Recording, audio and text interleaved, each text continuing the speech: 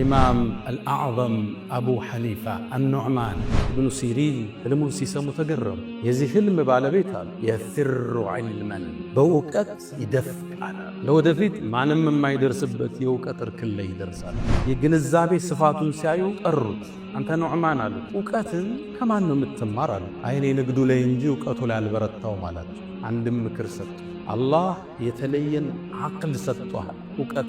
ይሄ አእምሮ በንግድ አይረካም ማለት ወደ እውቀት ተመልሳል። ወደ ዒልሙ ዓለም ካልመጣ አእምሮ ስፋቱ ጥልቀቱ ንግድ አያረካውም ማለት። እሳቸውን ብቃቱን ሲያዩ ከኔ ጥግ እሱ እንጂ ማንም እንዳይቀመጣል። አቡ ሐኒፋ ረዲየላሁ ተዓላ አንሁ 10 ዓመት ከሐማድ ዒልም ነው ጠጡት። እውቀቱ አእምሮዬ ሰፊ ነው። 10 ዓመት ቀርቻለሁ። ለምን ነው ከእሳቸው ቁጭ የምቀራው? እኔ ምላቀራ አልኳል። አንዳንድ አይነት ስሜት ይመጣል። ሸኾችህን ረግጠ ለመሄድ ውስጥ በስሜት ይናጣል። መስጂድ ገባው አለ እጅ ወንበር ይዤ ላቀራ። ልክ ስገባ አየኋቸዋል። ልቤ መሸከም አልቻለም። እሳቸው መነጠ ስራቸው መጥቼ ቁጭ አለ። ሳስተምር ፈትዋ ይመጣልኛል፣ መልስ እሰጣለሁ። ወደ 60 የሆኑ ከባድ ጥያቄዎች መጡልኝ። መልስና ጽፈው ነበር። ከዛም ከ2 ወር በኋላ ሸኼ ሲመለሱ የተጠየቁትን ፈትዋና መልሱን አሳየዋል። 40ው ጋር ተስማማን፣ 20ው ግን ተሳሳህናል። አሃ ይቀረኛል። ሐማድ እኮ ከሞቱ በኋላ ሸኼ ይላል ሶላትን አልሰገድኩም፣ ለሱ ከወላጆቼ ጋር እስትግፋር የጠየቅኩለት ይዋል። ዛሬ ከስርህ ቁጭ ብሎ ተመሩ። ምናልባትም እስልምናን ካንታውቆ አንተን ቲክቶክ እና ፌስቡክ ላይ አውጋዥ ወጣቱ ሸኾቹ ሲሞቱ ሙስተራሁ ሚን ተገላገልናቸው የሚል ትውልድ ስናይ አቡ ሐኒፋን እንዴት እንደተምሳሌ ታናለ። አቡ ሐኒፋ አላህ የተለየ እውቀትን ብቃት የሰጣቸው ይሄን እውቀት ይዘው ወጡና ፍቅህ የሚባለውን ትምህርት መሰረቱን ጣሉ። ማንም እኮ ይላሉ ኢማም ሻፊዒያ መዝሃብ መስራት ናቸው። ማንም ሰው ስለ ፍቅህ ከተማረ የአቡ ሐኒፋ ጥገኛ ቢሆን እንጂ። አቡ ሐኒፋን አግኝተው ታውቃለህ አልኳቸው። አዎን አንድን ሰው ተመለከትኩ አሉ። ተከራክሯቸው ነው ቁሞ። አቡ ሐኒፋ እኮ ቢፈልግ ይሄን የመስጂዱን ምሰሶ ወርቅ ነው ቢልህ በመረጃ ያሳምናል። ሎጂክ ላይ ይችላቸዋል። ሰው ሊከራከራቸው ሲመጣ 2 መስፈርት ያቀርባሉ። በቁርአን ታምናለህ፣ በቁርአን እንከራከረ ይሉታል። በቁርአን ካላመንክ ደግሞ በሎጂክ እንርታ ይሉታል። ቁጭ አድርገው ያሳምኑ። ቃዲው ምን ነከዋል? እዚህ ክስተት ላይ እኮ 6 ነገር ተሳስቷል። ተመልከት፣ 6 ነገር። አንደኛ እብድ ሰው አይገረፍም። ሶላትንም አላህ ትቶለታል አይደለም ግርፋት። ሁለተኛ መስጂድ ላይ ነው የገረፋት። መስጂድ ላይ ሰው አይገረፍም። ሶስተኛ አቁሞ ነው የገረፋት። ሴቶች ቁጭ ብለው ነው የሚገረፉት። አራተኛ ከሳሽ መገኘት አለበት። ዝሙተኛ የተባሉት ወላጆቹ ቁመው እነሱ ነው ግርፋቱን የሚያዩ። ይሄንም አራተኛ ተሳስቷል። አምስተኛ 2ቴ ነው የገረፋት ለሁለቱ ብሎ። አንድ ሰው ህዝብ ቢሳደ በህዝብ ልክ ይገረፋል? ስተት ነው። አንዴ ነው የሚገረፈው። የሚያስገርፍ እንኳን 2ቴ ቢገኝ አሉ። 6ኛ ስተቱ አንዴ ተገርፉ ቆዳው ሲጠግግ ነው ሌላ ግርፋት የሚደረግ። አንድ ክስተት 6 ስተት። አቡ ሐኒፋ ዕልም ብቻ አልነበሩም፣ ዓቢድ ነበሩ። ስለ ዒባዳ ሲጠየቅ እሳቸው የሚያህል ሰጋጅ የለም። ካነ ዩሰማ ወትር ምሰሶ ነበር የሚባሉት አቡ ሐኒፋ። ሌሊት ቆመው ሲሰግዱ ከማርዘማቸው የተነሳ ምሰሶ ይሏቸው። መዝሃብ የሌለው ትውልድ፣ እውቀትን ከራሱ የጀመረ ትውልድ፣ ያን ሁሉ ፕሬዠር ያን ሁሉ ድል የረሳ አዲስ ትውልድ። ወላሂ አካዱ አጅዝም ይላል በአላህ ይሁንብኝ እኮ ልቆርጥ ወስናለሁ። አነል ሐቀል ሙቢን ላ የኽሩጁ ዐኒል መዛሂብ አልአርበዓ። እውነተኛው ሐቅ እኮ ከ4ቱ መዝሃቦች አይወጣም። እነዚህ መዝሃቦች ትላልቅ ስኩል ኦፍ ቶት፣ ትላልቅ አስተምህሮት፣ ዑለማው ሁሉም እውቀቱን ያፈሰሰበት ትምህርት ማለት ነው። አልሐምዱሊላህ ብኒዕመቲሂ ተቲሙ ሷሊሓት وبفضله تتنزل الخيرات والبركات وبتوفيقه تتحقق المقاصد والغايات. الحمد لله خير ما استفتح المتكلم بكلمه وأفضل ما فاح ناطق بفمه. رب حمدا ليس غيرك يحمد يا من له كل الكائنات تسجد. أبواب غيرك ربنا قد أوسدت ورأيت بابك واسعا لا يوصد. يا من كلما نودي أجابا ومن بجلاله ينشئ السحابا. ويا من كلم الصديق موسى كلاما ثم ألهمه جوابا. ويا من رد يوسف بعد در إلى من كان ينتخب انتحابا. ويا من اختار آل عمران وجازاهم بما قدموا الثواب. ويا من آوى أهل كهف وأدناهم إليه قربا، ويا من خص أحمد بالصفاء وأعطاه الرسالة والكتابا. أتيتك راجيا يا ذا الجلال ففرج ما تراه من سوء حالي. عصيتك ربي ويلي بجهلي، وعيب الذنب لم يخطر ببالي. لعمرك ليت أمي لم تلدني، ولم أغضبك في ظلم الليالي. فها أنا عبدك العاصي فقير إلى رحماك فاقبل لسؤالي. أشهد أن لا إله إلا الله ولي الصالحين وحده لا شريك له، له الملك وله الحمد وهو على كل شيء قدير. عز وارتفع، على العرش استوى، له ما في السماوات وما في الأرض وما بينهما وما تحت الثرى. وإن تجهر بالقول فإنه يعلم السر وأخفى. الله لا إله إلا هو، له الأسماء الحسنى. وأشهد أن سيدنا وإمامنا وقرة أعيننا محمدًا عبد الله ورسوله، وخيرته من خلقه وآمينه على وحيه. فبلغ من ربه الرسالة وأدى الأمانة ونصح الأمة، وتركنا على المحجة البيضاء ليلها كنهارها لا يزيغ عنها إلا هالك. فصلوات الله وتسليماته عليه ما اتصلت عين بنظر ووعت أذن بخبر، وسلم تسليما كثيرا. أغر عليه للنبوة خاتم من الله، نور يلوح ويشهد، وشق له من اسمه ليجله. فذو العرش محمود وهذا محمد، نبي أتانا بعد يأس وفترة من الرسل والأوثان تعبد. فأمسى سراجا مستنيرا وهاديا يلوح كما لاح الصقيل المهند. فأنذرنا نارا وبشر جنة وعلمنا الإسلام، فالله نحمد. عباد الله، أوصي نفسي الخاطئة وإياكم بتقوى الله. ولقد قال تعالى: ولقد وصينا الذين أوتوا الكتاب من قبلكم وإياكم أن اتقوا الله. يا أيها الذين آمنوا اتقوا الله وقولوا قولا سديدا يصلح لكم أعمالكم ويغفر لكم ذنوبكم، ومن يطع الله ورسوله فقد فاز فوزا عظيما. يا أيها الذين آمنوا اتقوا الله حق تقاته ولا تموتن إلا وأنتم مسلمون. أيها المباركون، اليوم نتحدث عن سير أئمة الأعلام وعن مصابح الدجى ونور الهدى. زاري الله فكاتك هنا كلمة بزوس لهونوت عن جزوف سبقنا نسالف. يا أئمة وشهلو أبات يتلي كبر الناس ميتشراتشو كساتشو بهلا هلو يمتو إماموش إمام الأعظم ታላቁ መሪ ታላቁ ኢማም ስላሏቸው ትልቅ ስብዕና ገጾችን እንገልጻለን። ገጻቸው ብዙ ነው። ታዋቂ ዓሊም ማንም አይወዳደራቸው፣ በመረጃና በክርክር ብቃታቸው ሁሉን ያሳኑ፣ በዒባዳቸው የበረቱና የጠነከሩ፣ ከዛም አልፈው ውብ ስነ ምግባርና ጥሩ ስብዕና ያላቸው፣ ከዛም አልፎ ሀብታም ነጋዴና ታታሪ ሰራተኛ አላህ ቀለመ ብዙ ስላረጋቸው አንድ ትልቅ ስብዕና እናነሳለን። የሳቸው የደረሳቸው ደረሳ ኢማሙ ሻፊዒ ስለሳቸው ሲናገሩ የፍቅህን ዕውቀት የፈለገ ሁሉ የዚህ ታላቅ ስብዕና ጥገኛ ነው ይላል። እብኑ ኹልዱን ታዋቂው የታሪክ ጸሐፊ ስለዚህ ታላቅ ስብዕና ሲናገር የፍቅህ ዕውቀታቸው ሚደረስበት አይደለም ሲል ምስክርነቱን ይሰጣል። የመዛሂቦችን ታሪክ ካወሳ በኋላ ሌሎቹም ስለሳቸው በርካታ ነገር የተናገሩላቸው ታላቁን ኢማም ገጽ ዛሬ እንገልጻለን። የታላቁን መዝሐብ መስራች ስለሆኑት ኢማም አልአዕዘም አቡ ሐኒፋ አኑዕማን። ስማቸው ኑዕማን ይባላል። ላኪን ከብዕርና ከወረቀት ጋር ካላቸው ትስስር የተነሳ በነበሩበት ሀገር ላይ ሐኒፍ ማለት ብዕር ነው የሚሉ ሙአሪኾች አሉ። የብዕር አባት፣ የጸሐፊው አባት እንደማለት። እኒህ ትልቅ ሰው የልጅነት ዕድሜያቸው የጀመረው ነጋዴ ነበሩ። አባታቸው በጣም የተከበረ ባለሀብት ልብስ ሻጭ ነበረ።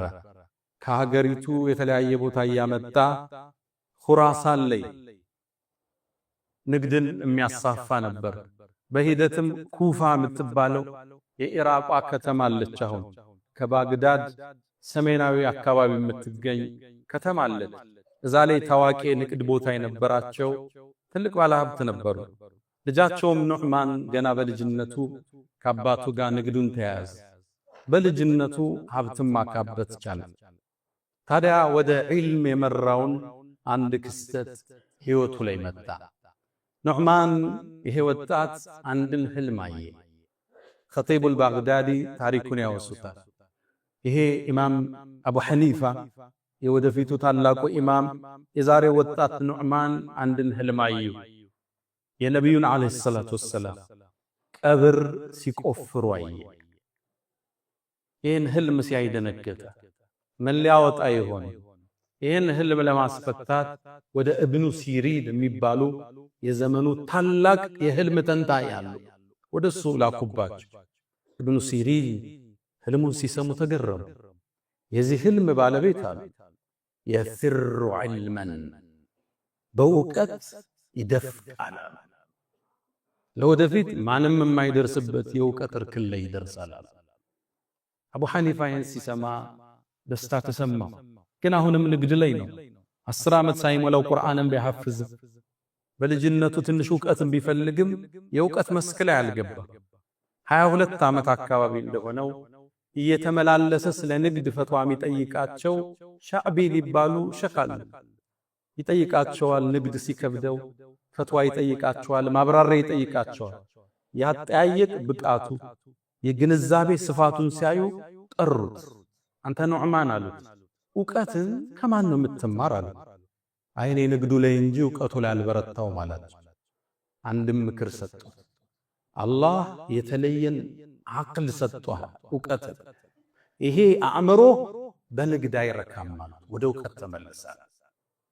ወደ ዒልሙ ዓለም ካልመጣ አእምሮ ስፋቱ ጥልቀቱ ንግድ አያረካውም ማለት። ይህን የሳቸው ምክር ሰማና ወደ መጀመሪያው ሼኽ ሐማድ ወተባሉት ዒልምን ለመቅራት በ22 ዓመቱ መጣ። ተቀመጠ። አእምሮ ብሩህና ሰፊ ነው። ሐማድ የሚያስተምሩትን ትምህርት ሙሉ ይሸመድደው ነበር። የእሳቸው ተማሪዎች ሲረሱት እሱ ነበር የሚያስታውሰው። እሳቸውም ብቃቱን ሲያዩ ከኔ ጥግ እሱ እንጂ ማንም እንዳይቀመጣል። አቡ ሐኒፋ ረዲየላሁ ተዓላ አንሁ 10 ዓመት ከሐማድ ዒልምን ወሰዱ። ጠጡት ዕውቀቱ። በዛ ብስለታቸው ዕውቀቱን ሰበሰበ። ከ10 ዓመት በኋላ ይላል ዕውቀትን ከሰበሰብኩ በኋላ አእምሮዬ ሰፊ ነው፣ 10 ዓመት ቀርቻለሁ። ለምን ነው ከሳቸው ቁጭ የምቀራው? እኔ ምላቀራ አልኳል። አንዳንድ እንዲህ አይነት ስሜት ይመጣል። ሸኾችህን ረግጠ ለመሄድ ውስጥ በስሜት ይናጣል። መስጂድ ገባው አለ እጆን በርጄ ላቀራ። ልክ ስገባ አየዋቸዋል። ልቤ መሸከም አልቻለም። እሳቸው መነጠ። ስራቸው መጥቼ ቁጭ አለ። በዛ ምሽት አለ የአላህ ቀደር ሆኖ የእሳቸው ዘመድ ሩቅ አገር ላይ ህልፈተ ሞቱ ተሰማ። የሚወርሰው አልነበረም ከሐማድ ውጭ።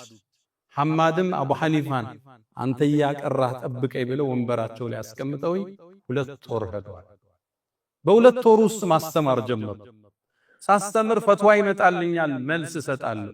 ወደ 60 የሆኑ ከባድ ጥያቄዎች መጡልኝ። መልስና ጽፈው ነበር። ከዛም ከ2 ወር በኋላ ሼኽ ሲመለሱ የተጠየቁትን ፈትዋና መልሱን አሳየዋቸው። 40ው ጋር ተስማማን፣ 20ው ግን ተሳሳለ። አሃ ይቀረኛል አልኩ። አላህ አስተማረ። ከዛ በኋላ እስኪሞቱ ድረስ እሳቸው ጋር ተቀመጠ። 18 ዓመት በ40 ዓመቱ ሊያስተምር ኢማም አልአዕዘም ወንበሩ ላይ ቁጭ አለ። ለሸኹ ታማኝ የወለደውን ልጅ ራሱ በሳቸው ሐማድ ብለው የሰየሙ ለሸኻቸው ታማኝ ነበር። ለዚህ ወጣት ይሄ ትልቅ አስተምሮት ገና 2 ዓመት ያልቀራ ወጣት ሸኹን መራቅ አልበቃው ብሎ ሸኹን የሚሳደብበት ዘመን ነው አይደል ያለን። ዳሉል ሙዲል ጠማጥማሚ ሚል ታፔላ ለሸኹ እኮ ይሰጣል። ኢማም አቡ ሐኒፋ እንደዛ አልነበሩ። ልጃቸውን ሐማድ ብለው ሰየሙት። ያም አልበቃም። ሐማድ እኮ ከሞቱ በኋላ ሼኼ ይላል ሶላትን አልሰገድኩም ለሱ ከወላጆቼ ጋር እስትግፋር የጠየቅኩለት ቢሆን። ተማሪ የሼኹን ሐቅ ሲወጣ መን ዓለመኒ ሐርፈን ስርቱ ለሁ ዓብደን፣ አንድን እውቀት እኮ ያስተማረኝ አንዲትን ሐርፍ የእሱ ባሪያው ነኝ ይሉ ነበር ቀደምት። እኔ እኮ ይላሉ አቡ ሐኒፋ ዱዓ ላደርግም ላስተማርኳቸውም ላስተማሩኝም አላህን ማርታ የጠየቅኩ ቢሆን እንጂ ለደረሶቻቸውም ያደርጉ ነበር። ይሄን አስተምሮታቸውን ያየ የእሳቸው ታዋቂ ደረሳ አለ አቡ ዩሱፍ የሚባል በሂደት ቃዲ ሆኗል። እሱ ምን ይላል? ከአቡ ሐኒፋ የተማረው እኔ እኮ ሶላትን ሰግጄ አላቅም ለአቡ ሐኒፋ ማህርታን የጠየቅኩ ቢሆን። ሼኽና ደረሳ ግንኙነቱ ይሄ። ዛሬ ከስርህ ቁጭ ብሎ ተመሮ ምናልባትም እስልምናን ካንታውቆ አንተን ቲክቶክ እና ፌስቡክ ላይ አውጋዥ ወጣቱ ሼኾቹ ሲሞቱ ሙስተራሁ ምን ተገላገልናቸው የሚል ትውልድ ስናይ አቡ ሐኒፋን እንዴት እንደተምሳሌ ታናነስ። አቡ ሐኒፋ አላህ የተለየ ዕውቀትን ብቃት የሰጣቸው ይሄን ዕውቀት ይዘው ወጡና ፍቅህ የሚባለውን ትምህርት መሰረቱን ጣሉ።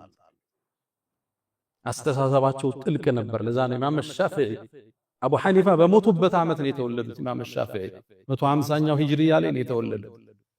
ማንም እኮ ይላሉ ኢማም ሻፊዒ የሻፊዒያ መዝሐብ መስራት ናቸው። ማንም ሰው ስለ ፍቅህ ከተማረ የአቡ ሐኒፋ ጥገኛ ቢሆን እንጂ። ኸጢቡል በግዳዲ ስለሳቸው ብዙ ብለዋል። ኢብኑ ኹልዱን ስለ ፍቅህ ዕውቀታቸው ብዙ ተናግሯል። እነ ለይዚ ብዙ ተናግረዋል ስለሳቸው። እነ ፈድል ብኑ ሙትላ የፍቅህ ዕውቀት እኮ ሰው ልጆች ተኝተው ነበር አቡ ሐኒፋ ቀሰቀሳቸው ይላል። በእርግጥም ያየው ህልም ተፈታ በሂደት። አላህ ሻርፕ የሆነ አቅል የሰጣቸው ተከራክራ አታሸንፋቸው። ለዛ ነው ኢማም ሻፊዒ ሸኻቸው በቀጥታ ኢማሙ ማሊክ ናቸው። ኢማሙ ማሊክን ጠየቅኳቸው፣ አቡ ሐኒፋን አግኝተው ታውቃለህ አልኳቸው። አዎን አንድን ሰው ተመለከትኩ አሉ። ተከራክሯቸው ነው ቁሙ። አቡ ሐኒፋ እኮ ቢፈልግ ይሄን የመስጂዱን ምሰሶ ወርቅ ነው ቢልህ በመረጃ ያሳምናል። አላህ የተለየ አእምሮ ነበር የሰጣቸው። ሙአሪኾቹ የታሪክ መዛግብት ሲጽፉ የምድራችን አእምሮ በአንድ ሚዛን ላይ ቢሆን የአቡ ሐኒፋ ለብቻው የሱ ሚዛን ይደፋል የተባለለት ነበር። ክርክረ ብርቱ ነበር። ሎጂክ ላይ የሚችላቸው አልነበር። ሰው ሊከራከራቸው ሲመጣ ሁለት መስፈርት ያቀርባል። በቁርአን ታምናለህ፣ በቁርአን እንከራከር ይሉታል። በቁርአን ካላመንክ ደግሞ በሎጂክ እንርታ ይሉታል። ቁጭ አድርገው ያሳምኑታል። ዑለማዎቹ በሳቸው ዘመን ሙፍቲዎቹ የሚሳሳቱትን አበጥረው ነበር የሚያወጡት። አንድ ታሪክ ተነስቷል። ቃዲ አቢ ለይላ ታዋቂ ቃዲ ናቸው። ቃዲ ማለት በሙስሊሙ ዓለም ከንጉሱ በኋላ ያለ ትልቁ ስልጣን። ታዲያ አቢ ለይላ ታዋቂ ዳኛ ናቸው። በመንገድ ሲያልፉ አንድ ወጣት ከአንዲት እብድ ጋር ሲጎናተል ሰሙት። ሰደባት። ሲያበሳጫት እብድ ነች። አንተ እናትና አባትህ በዝሙት የወለዱ አለችው። ይህን ሲል ዳኛው ሰማ። አስጠራት ወደ ፍርድ ቤት። ሰዎችን ዝሙተኛ ማለት በእስልምና ያስገርፋል፣ ያስቀጣል። መስጂድ አመጣትና እንድትገረፍ ወሰነ። ሁለቴ በአባቱም በእናቱም ሁለቴ ያስገርፋል። ይህን ክስተት አቡ ሐኒፋ ሰማ። ቃዲው ምን ነከዋል? እዚህ ክስተት ላይ እኮ 6 ነገር ተሳስቷል። ተመልከቱ፣ 6 ነገር። አንደኛ እብድ ሰው አይገረፍም። ሶላትንም አላህ ትተወለታል አይደለም ግርፋት። ሁለተኛ መስጂድ ላይ ነው የገረፋት። መስጂድ ላይ ሰው አይገረፍም። ሶስተኛ አቁሞ ነው የገረፋት። ሴቶች ቁጭ ብለው ነው የሚገረፉ። አራተኛ ከሳሽ መገኘት አለበት። ዝሙተኛ የተባሉት ወላጆቹ ቁመው እነሱ ነው ግርፋቱን የሚያዩ። ይሄንም አራተኛ ተሳስቷል። አምስተኛ ሁለቴ ነው የገረፋት ለሁለቱ ብሎ። አንድ ሰው ህዝብ ቢሳደብ በህዝብ ልክ ይገረፋል? ስተት ነው። አንዴ ነው የሚገረፈው። የሚያስገርፍ እንኳን ሁለቴ ቢገኝ አሉ። ስድስተኛ ስተቱ አንዴ ተገርፉ ቆዳው ሲጠግግ ነው ሌላ ግርፋት የሚደረግ። ከአንድ ክስተት 6 ስተት አወጣ። ዳኛው ተበሳጨ። ንጉሱ ጋር ሄዶ ከሰሳቸው። ንጉሱ ፈትዋ እንዳሰጠው አቡ ሐኒፋን ከለከላቸው። አቅላቸው አላህ የተለየ ነበር ችሎታ ይሰጣቸው።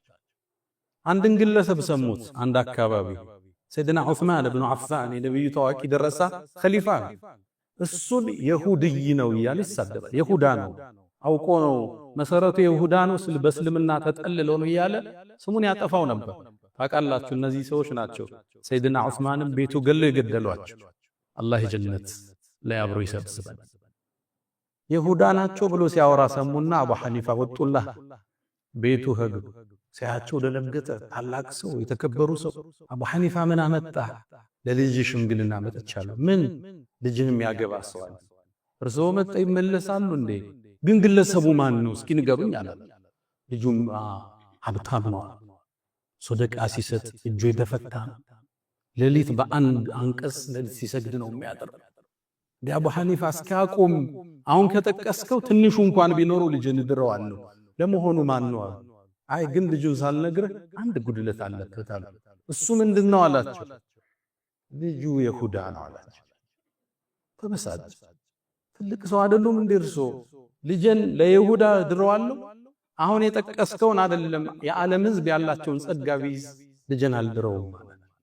ይችን ካረጋገጡ በኋላ ወደ መልሳቸው መጡ። ታዲያ አንተ ነቢዩና መሐመድ አለይሂ ሰላቱ ወሰላም ሁለት ልጃቸውን ዑስማን ለሚባል ይሁዲ ድሯል እያልክ አይደል አላት። ደነገጠ።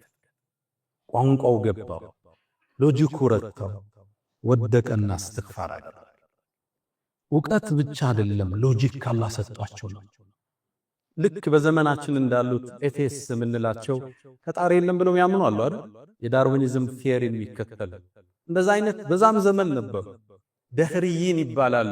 ጊዜ ነው የሚያጠፋን፣ ፈጣሪ የለም የሚሉ እንወለዳለን፣ እንሞታለን፣ በልጆች እንተካለን፣ ወማ ይህሊኩና ኢለ ደህር የሚሉ ነበሩ ያኔ። እና ፈጣሪ የለም አላቸው። ይህን ፍጥረት ዓለም የፈጠረው የለም።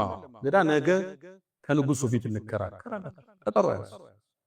እነዚህም በቁርአን አታሳመናቸውም። ቁርአንን ባወረደው አላህ ስለካደ ቀጠሮ ያዙ። አቡ ሐኒፋ በቀጠሮ ሰዓት አረፈዱ።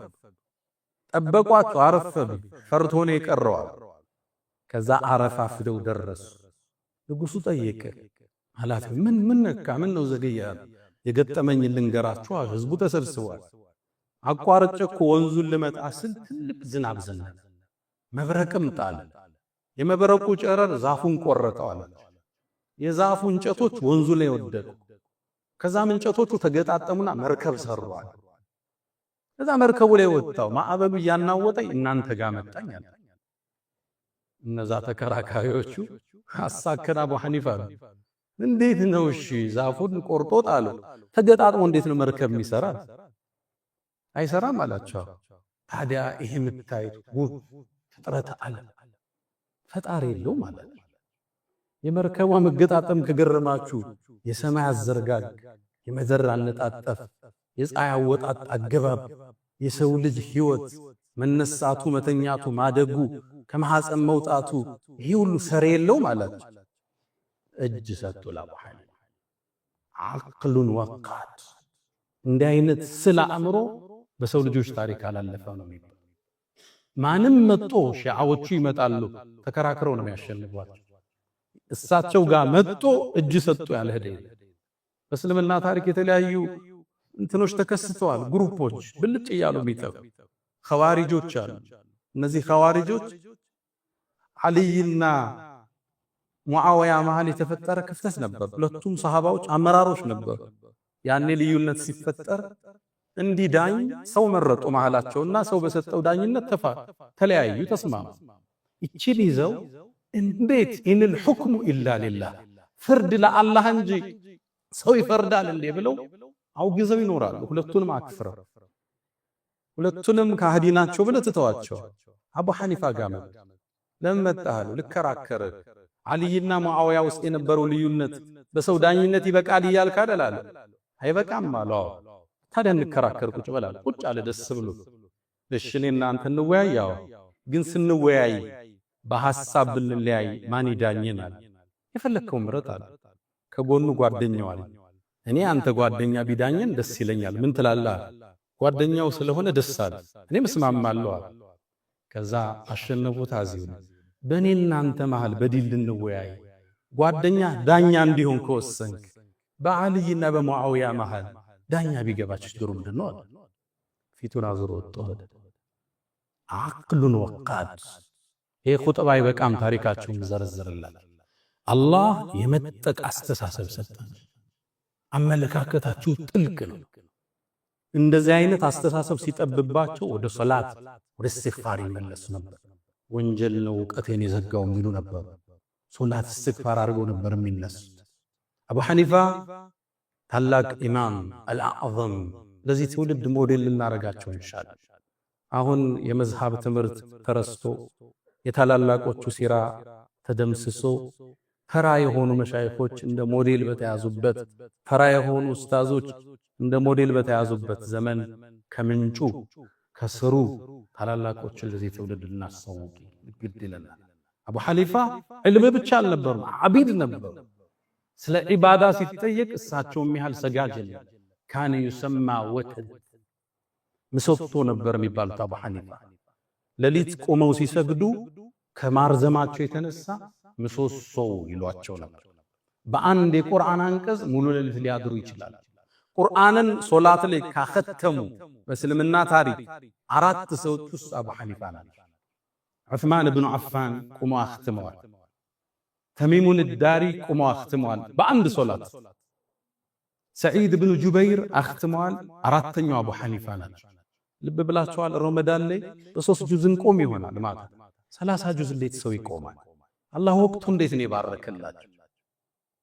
በአንድ ሶላት ሙሉ ሌሊት፣ አንዳንዴ በአንድ አንቀጽ ረጅም ጊዜ ይቆያል። በልሳዓቱ መውዒዱሁም ወሳዓቱ አድሃ ወአምር፣ ያለቀሱ ስለ ቂያማ እያስታወሱ የሚያድሩበት ምሽቶቹ ረጅም። ደኸልቱል ኩፋ ይላል ለይሲ የሚባል ታዋቂ ዓሊም፣ ኩፋ ሀገር ገባው ኢራቅ አካባቢ። ስገባ እዚች ሀገር ላይ ዛኪሩ ዓቢዱ ማን ነው አልኳቸው ይላል። ወደ አቡ ሐኒፋ አመላከት። ዒልም አለ፣ ዒባዳ ደሞ አለ። ብዙ ጊዜ ይነጣጠላል። አንዳንዱ ዒልም አለው ጥሩ ነው ትላለህ፣ ቁርአን ላይ ደካማ ይሆንብሃል። ተሐጁድ ተነስቶ የመስገድ ሰኞና ሐሙስ የመጾም ድካም ታያለህ። ጿሚ ነበሩ፣ ሰጋጅ ነበሩ። አቡ ሐኒፋ ዒባዳቸው የበረታ ነበር። ለአላህ ያላቸው ፍራቻና ጥንቃቄ ጥልቅ ነበር። በጣም አላህን የሚፈሩ፣ የሰውን ስም ለማንሳት የሚሰቀቁ ነበሩ። አብዱላህ ብኑል ሙባረክ ሱፊያን ሱሪን ጠየቅኳቸው ይላል። እኔ አቡ ሐኒፋ ጋር ቁጭ ብዬ ስለ ሰው ሲያነሳ ሰምቻ ያው አላቅም አልኳቸው። ስለ ጠላቶች ስለሚያወግዙት ሰው እሱ እኮ ያለውን መልካም ሥራ ሰዎችን በማንሳት ከማስወሰድ እኮ የበሰለ ነው አሉኝ ይላል። ሰውን የማያነሱ አንደበታቸው ቁጥብ፣ አላህን የሚፈሩ፣ ሶላታቸው የረዘመ፣ ለቅሷቸው የበዛ ኢማም አቡ ሐኒፋ። ታዲያ ይሄ ዒባዳቸው ስነ ምግባራቸውን አሳመሩ። ኸልውቅ ነበሩ፣ ፈገግታ ያላቸው፣ ሰውን ተናንሰው ሰላም የሚሉ፣ ሰው ዘንድ የተወደዱ ኢማም አቡ ሐኒፋ። አንድ ታሪክ ልንገራችሁ። አንድ ጎረቤት ነበራቸው። ጫማ ሰሪ ነው ግለሰቡ። ታዲያ ማታ ማታ ትንሽ መጠጥ ይጠጣል። አምሽቶ ይመጣና ስጋውን ጠብሶ ከበላ በኋላ አስካሪ መጠጡን አንስቶ ትንሽ ሲዞርበት ዘፈኑን ይለቀዋል፣ ግጥሙን ይለቀዋል። አضعوني وأي فتى أضاعوا ليوم كريهة وثداد تغري ይላል። أضاعوني وأي فتى أضاعوا እንዴት ያለውን ወጣት አጠፉት ማለት ليوم كريهة وثداد تغري ለክፉ ቀን ማኝ ይሆናል የተባለ ደንበር ጠባቂ ይሆናል የተባለውን ወጣት አጠፉኝ እኮ እያለ በስካር አንደበት ይዘፍን ነበር ምሽት። እሳቸው እየሰገዱ ይህን ችግር ተሸክመው ለዓመታት ኖሩ። ታዲያ አንዴ ድምፁን አጡት። የዚህ ሰው ድምፅ ምን ነው ጠፋ? የገጠመው ችግር አለ። አሁን አንድ ምሽት ላይ ፖሊሶች ይዘው አሰሩት ተባለ። ሱብሒ ሰገዱና ፈረሳቸው ላይ ወጥተው ወደ ሀገሪቱ አስተዳዳሪ ሄዱ። አቡ ሐኒፋ መጠዋል ሲባል ታላቁ ሰው እንዳይወርድ ከፈረሱ እስከ እልፍኙ ምንጣፍ ድረስ በፈረሱ ይምጣላቸው። ገቡ። አቡ ሐኒፋ ወረዱ፣ ተቀበላቸው፣ መጅሊሱ ላይ ያስቀመጣቸው፣ ተንከባከባቸው። ምን አመጣህ አላቸው። እኔማ የመጣሁት አንድ ጎረቤት ያለ አስረኸዋል፣ ያንተ ፖሊሶች አስረውታል።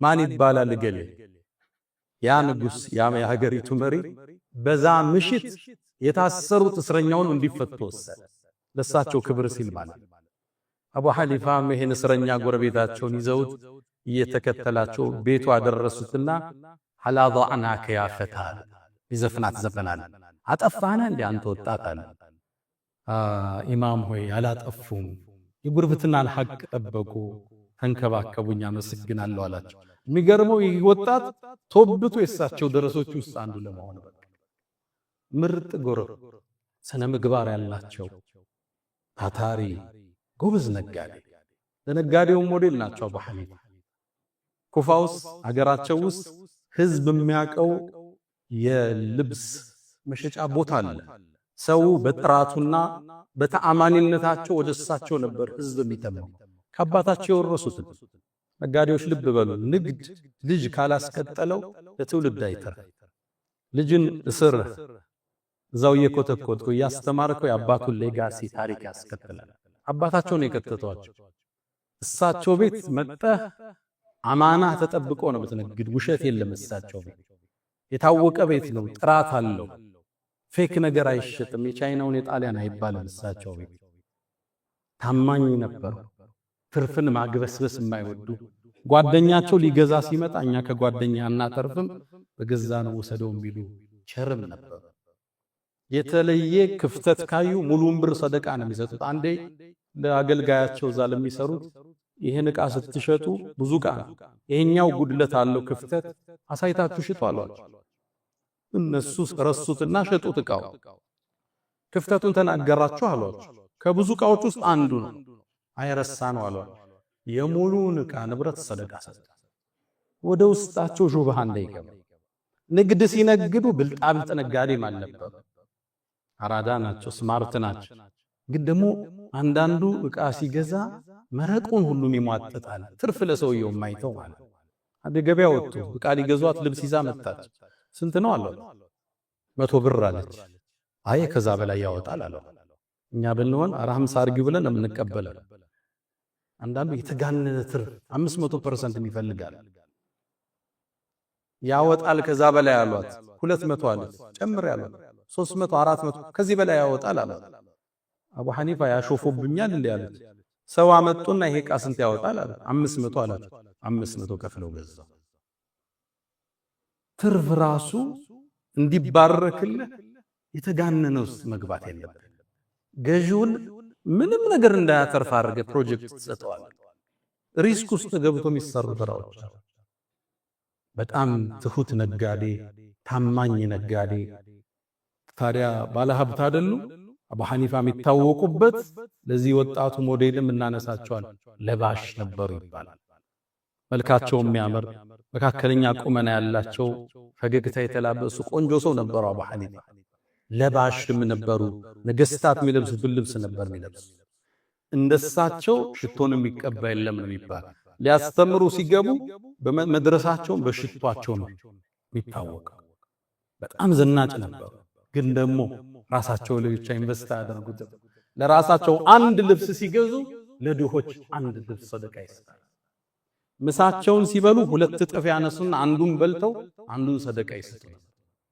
ሀብት እኮ የሚያምረው ስታካፍለው ልበስ ላንተ ብራንድ መኪና ንዳ ብራንድ ልብሶችን ልበስ ተዝናና ግን ደግሞ አትርሳ ሌላው አካፍለው ስጠው በመልበስ ራሱ አትጸጸት የሰጠው ሰው ራሱ አይንና ሳይሆነ አካፍለዋልና አንተ ትልቅ መኪና የ70 ሚሊዮን እየነዳ ቤተዘመድ ጓደኞች በእግራቸው መሄዱ ከሆነ የሀብት ጥቅም ምን ይሆናል ሌላውን አካፍለው የሚያድሩ ለሌላው ተቆርሰው የሚያድሩ ሀብታም ነጋዴ ታማኝ ነጋዴ ውብ ስብዕና ያላቸው በኢባዳቸው ይጸኑ የውቀት ማማ ላይ የደረሱ ኢማም አቡ ሐኒፋ አለው ፈዓሉ الخيرات واستغفروا ربكم فطوبى للمستغفرين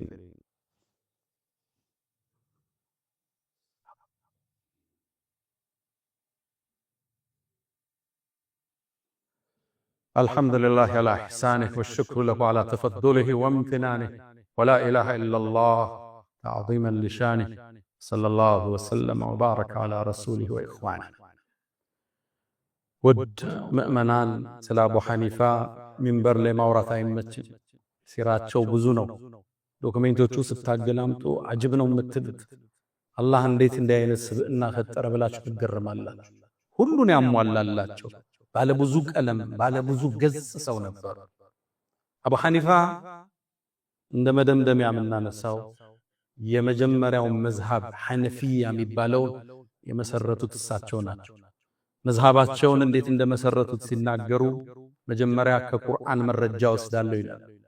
ከቁርአን ካላገኘሁት ከሐዲስ ወስዳለሁ፣ ከሐዲስ ካጣሁት ከሰሃቦቹ ንግግር የአንዱን መርጬ ወስዳለሁ። ለምሳሌ ዑመር ብን ኸጣብን ይዘው የአቡበክርን ሊተው ይችላል። ከነሱ የተሻለውን እመርጣለሁ። ከነሱ ካጣሁት ግን ሌሎቹ አእምሯቸውን ዕውቀታቸውን እንደሚያሰሩት አና አጅተሂዱ ከመጅተሃዱ። ይሄን የእሳቸው መዝሃብ የተመሰረተበት የእሳቸው የዒልም አስተማማር ሂደት ከሌሎቹ ይለያል። ሌሎቹ ቁጭ ይላሉ፣ ሐዲሱን ያፈሱታል፣ ደርሶች ጽፈው ዕውቀት ይዘው ይወጣሉ። እሳቸው እንደዛ አልነበረ። አንድ ሐሳብ ያመጡና ለደረሶቹ ይለቁታል። በዚህ ዙሪያ ምን ትላላችሁ ይላችኋል። ዲስከሽን ነው የሚደረግ፣ ውይይት። የአቡ ሐኒፋ አስተማማር በአሁኑ ዘመን ትሬኒንግ ወይም ኮቺንግ የምንለው አለ። እሱን ነበር የሚጠቀመው። አንድ ሐሳብ ያመጣል። ለምሳሌ ፎቶግራፊ ይበቃል አይበቃም ይላሉ። በዚህ ዘመን ተነስቶ አልፏል ጥያቄ። ይበቃል አይበቃም፣ ከሐዲስ ከቁርአን ውይይት ተፋጭተው የቋጩት ሐሳብ የእሳቸው መዝሃቡ ነው። ኡሱል የሚባል ኪታብ አለ። ኡሱል ዲን ለአቡ ሐኒፋ አቡ ዩሱፍ የሚባል የእሳቸው አንጋፋ ደረሳ ተወያይተው የቋጩትን ሐሳብ እዛ ጋር ያሰፈረዋል። አንዳንድ ወጣቶች ሲሳሳቱ ያለ እኛ ቃለ ሻፊዒ ቃለ አቡ ሐኒፋ እንዴት እንላለን? ليش ما نأخذ من الكتاب والسنة كقرآننا كحديث عن زم ይላል። ፍቅህ ለምናችን ቢል ወጣት እኮ ተሰማል። እነሱ ከጋዜጣ ነው እንዲወሰዱ፣ እሱ ቁርአንን ጨምቀውን አስተምህሮቱን ያወጡ። አንድ መዝሃብ ማለት በሚሊዮኖች የሚቆጠሩ የዑለማ ሰራዊት የተሳተፈበት ቀላል ዕውቀት አይደለም። እዛው ውስጥ ያለ አንተ ከቁርአን ሐዲስ ወይም አንተ በዘመን ያሉ ሸኾች ሲያነሱ አይሳሳቱ፣ እነዛ ይሳሳታሉ። አሁን አለመታደል ሆኖ የፍቅህ ትምህርት ከመስጂዶቻችን ርቋል። ወጣቱ ትንሽ የተውሂድ ኪታብ ይቀራል፣ ትንሽ ሐዲስ ይቀራል። አስባሐ ሸይ ይፈልስና በቃ ሙፍቲ ነው። ከዛ በኋላ የሰዎቹ ደረጃ መዳቢ ተሳዳቢ ነው። የእውቀትን አንድ ሶስተኛን ያላዘ ሰው ማለት ነው። ይሄ በፍቅሁ ዓለም አዲሱ ትውልድ መቀረጽ አለበት። ምናልባት መጅሊሱ ይሄን ኃላፊነት መውሰድ አለበት። በየመስጂዶቹ ይሄ ካሪክለም መቀራት አለበት።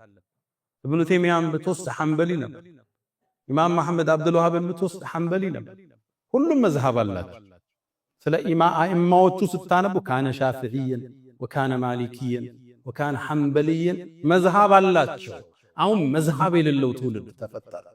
ሁለት ኪታብ ያነሳል፣ ሸኽ ይመርጣል። አንዱ ከየመን ይመርጣል፣ ሌላው ከሳዑዲ ይመርጣል፣ ሌላው ከግብጽ ይመርጣል። መዝሃብ የሌለው ትውልድ፣ ዕውቀትን ከራሱ የጀመረ ትውልድ፣ ያን ሁሉ ትሬዠር ያን ሁሉ ድል የረሳ አዲስ ትውልድ። እኛ ቁርአንና ሱና እያለልን ምን ያደርግልናል? መዝሃብ ይልሃል። ወደዛ ትውልድ መመለስ አለበት።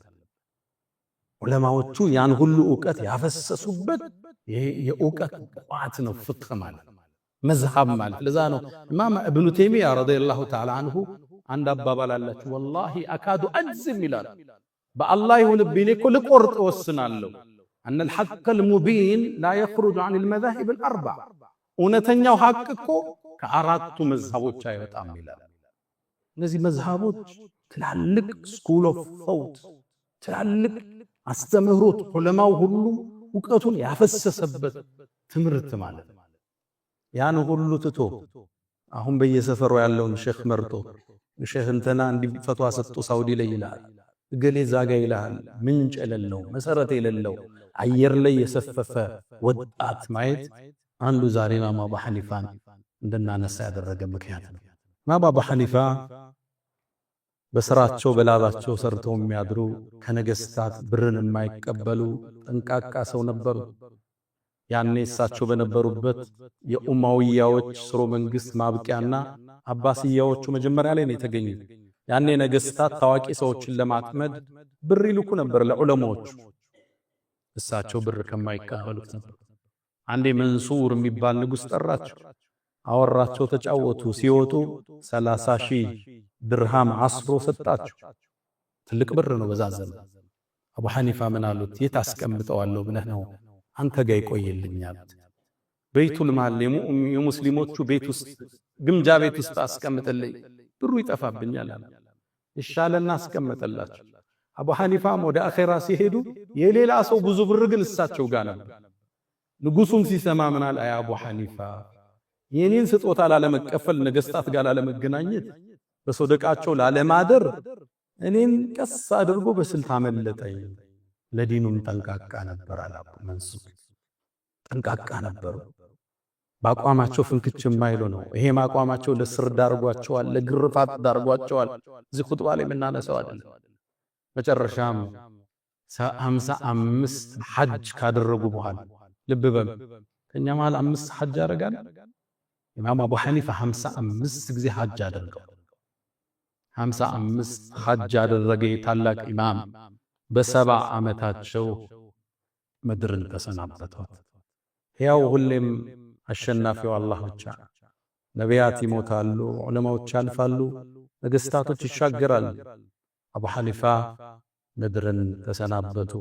ያኔ የዓለም ሕዝብ ደነገጠ። እሳቸውን ለመቅበር ሺዎቹ ተሰለፉ። ሰው ከመብዛቱ የተነሳ 6 ነበር ሶላተል ጀናዛ የተሰገደባቸው። ሰው እየተተካካ ማለት ነው። ይህን ኢማም ይህን ታላቅ ሰው ዛሬ ለወጣቱ ተምሳሌት የሆኑ ዘንድ ዛሬ እዚህ ቦታ ላይ መርጠናቸዋል። ሰላሙን ዐላ አቢ ሐኒፋ፣ ሰላሙን ፊል አወሊን ወሰላሙን ዐለይሂ ፊል አኺሪን።